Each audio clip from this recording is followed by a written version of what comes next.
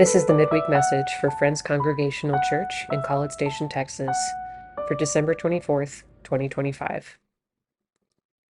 Christmas movies, where the hardest of hearts are transformed. If you're anything like my family, you've been cozying up on the couch and taking in your favorite Christmas classics.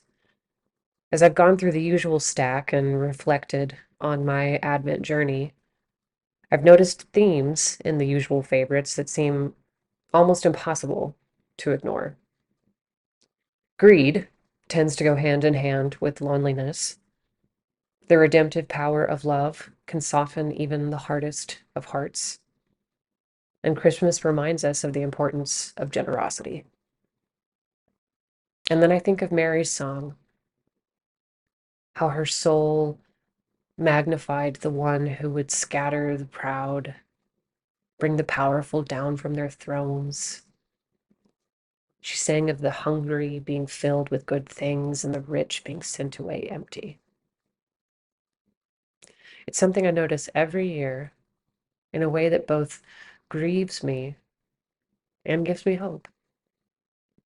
I grieve because these films are watched annually by so many people from so many walks of life, and yet year after year, we continue to witness exorbitant wealth being hoarded while families go without resources for food, housing, healthcare, and so on. But Mary's song rings in my ears just the same. And these stories still make my heart swell and continue to affirm my belief in the redemptive power of love, through which even the hardest of hearts can be transformed. And maybe, just maybe, it is that collective love that will one day redeem and reconcile hearts to be a little more tender. I find hope in the Grinch, who, despite his plans to steal Christmas from the people of Whoville by taking their presents, witnesses the town awaken to the day with joy, even without ribbons and tags, packages, boxes, or bags. And in Whoville, they say that the Grinch's small heart grew 3 sizes that day. Because Christmas Day will always be, just as long as we have we.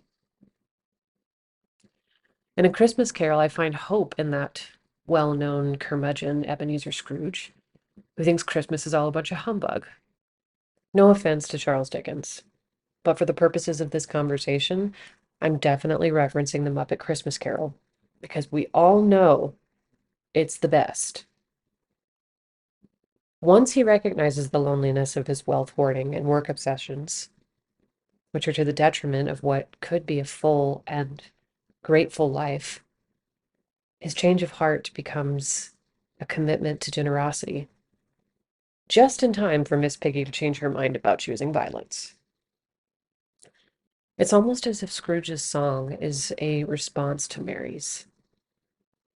With an open smile and with open doors, I will bid you welcome. What is mine is yours. With a glass raised to toast your health and a promise to share the wealth. The beloved movie Elf gave us Walter Hobbs, who grows from an insular, work-focused, cotton-headed ninny muggins to a loving father who embraces Buddy as his son, writes children's books about his adventures, and welcomes the Christmas spirit. Here, too, I find hope. In Christmas Vacation, when Clark Griswold receives a one-year membership to the Jelly of the Month Club instead of his usual Christmas bonus, Cousin Eddie takes the liberty of kidnapping Clark's boss, and in the ensuing hostage situation, Clark's boss is actually scolded by his wife and the SWAT team for not giving bonuses, leading to a change of heart. Okay, maybe not this example. Don't kidnap your boss, but you get the idea. Hope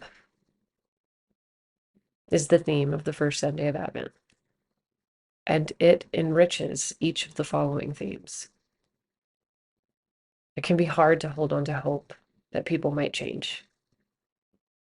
And there is an awful lot of awful in the world. But the peaceful nature of Buddy the Elf, the infectious joy of the people of Whoville, and the love given by a simple phrase, God bless us, everyone, has the power to bring out the best in people. And I will continue to hold on to that hope as long as we have we.